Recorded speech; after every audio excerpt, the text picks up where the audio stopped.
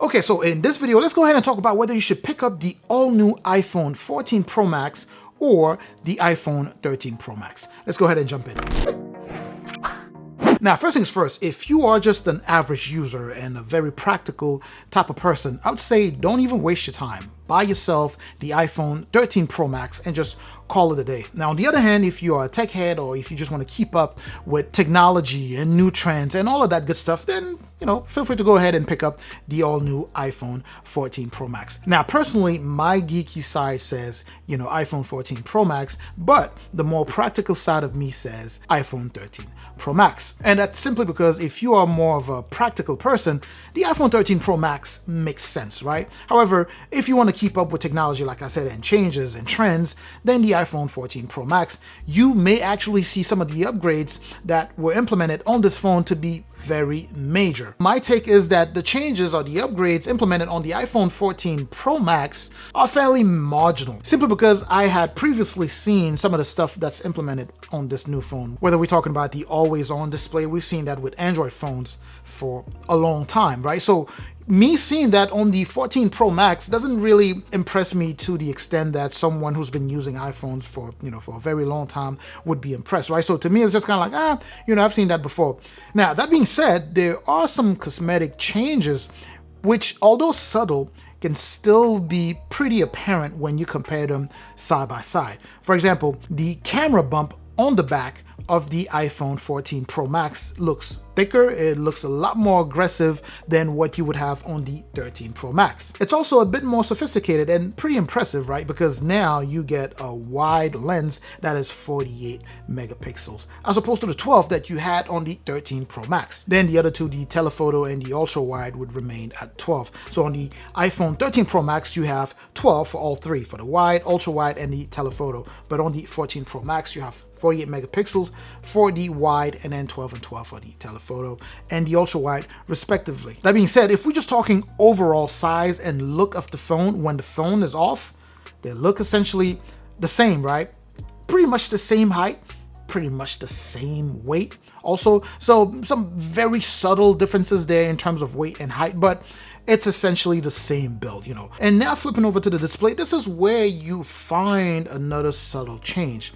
A lot of the specs will remain the same, 120 Hz refresh rate, except with the iPhone 14 Pro Max, you can actually go all the way down to 1 Hz, as opposed to the iPhone 13 Pro Max, even looking at the PPI density, right? So you have the new iPhone 14 Pro Max at 260 PPI. That is pretty dense, right? But you have something extremely close with the iPhone 13 Pro Max at 258 PPI. So the resolution essentially is off by literally a few pixels. So you would essentially be looking at a screen that looks the same to the naked eye.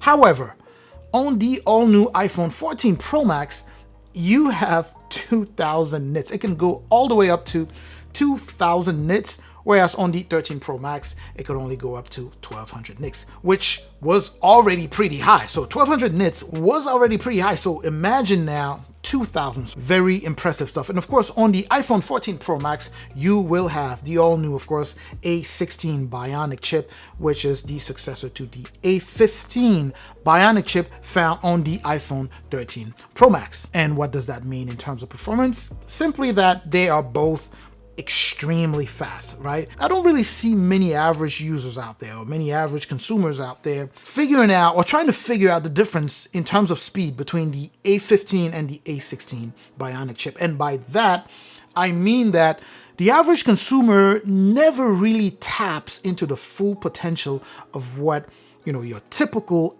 iPhone Pro level iPhone has to offer, right? So what the A15 Bionic chip had to offer on the iPhone 13 Pro Max, I don't think a lot of average consumers really get to tap into that. Of course, the A16 Bionic chip is more powerful than the A15, but I don't anticipate that a ton of people are going to be going for the iPhone 14 Pro Max because the A15 wasn't doing the job that the A16 Bionic chip can. And again, this is one of the points that I use to say, hey, you don't necessarily need to upgrade. Obviously, it depends on what iPhone you're currently using, right? But if you're using the 13 or even the 12, I don't really think you need to upgrade to the iPhone 14 Pro Max here. But anyway, let's jump onto config now. They also share pretty much the same configs, right? 128 gigs of internal storage. Both are pushing 6 gigs of RAM, right? Coupled with those very powerful chipsets, you will pretty much set the iPhone 13 Pro Max. You shouldn't be in a situation where you feel like it's not fast enough where you need to go for the iPhone 14 Pro Max. Talking front-facing camera, essentially the same user experience. So when it comes down to just overall user experience, and that's something that's known about iPhones in general, right? The user experience is the same. It's fairly the same across all of them, right? Except for when you change, the size. If you go for a Pro Max as opposed to like a mini or to an iPad, it's the same GUI. It's the same user interface, except you're using Apple devices. So if you were thinking about buying the iPhone 14 Pro Max simply because you're hoping for maybe a better or a different user experience in terms of the way it interacts with the user, with you, then you probably would be disappointed. That being said, there's one thing that some people believe does change the user experience when you're interacting with your phone, and that is, of course, the dynamic island that you have on the screen, on the display. As you may know, Apple went ahead and got rid of the notch specifically on the Pro model. So the iPhone 14 and the iPhone 14 Plus are still pushing a notch, but the Pro and the Pro Max are now displaying something they call dynamic island, and it seems to have its uses. Now, if you were hesitating between the iPhone 14 Pro Max and the 13 Pro Max simply because you're thinking, you know what, the notch on the 13 Pro Max seems to be bothersome. It seems to be something that's going to get in the way.